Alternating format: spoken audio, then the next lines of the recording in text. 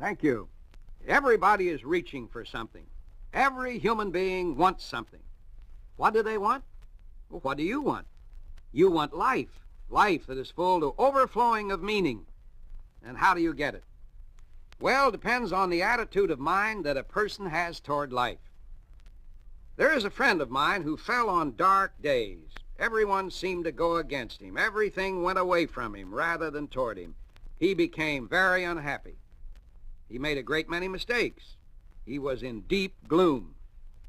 I made an appointment with a friend of mine by the name of Smiley Blanton, the late great psychiatrist, one of the wisest human beings I ever knew, for he had love in his heart.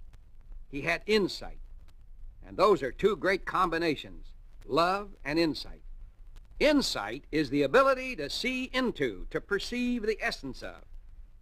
He sat with my friend and he said, "What's the matter, son?" Thus encouraged, son let it out. One mistake after another. In the conversation, he began to use two words.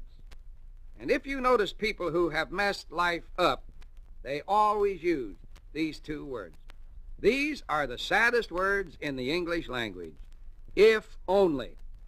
If only I hadn't done that. If only I had done that. If only I hadn't said that. If only he hadn't said that. If only, if only. After a while, the psychiatrist called his attention to these two words, if only. He said, "You must substitute for those two sad words, two creative words." I'll tell you what those words were after this message. This is what Smiley Blanton told that young man. He said, "Slide those two words, if only, out of your conscious mind, and slide in the two words, next time." The young man was so affected by this that he held the words in his mind for a few minutes, savoring them.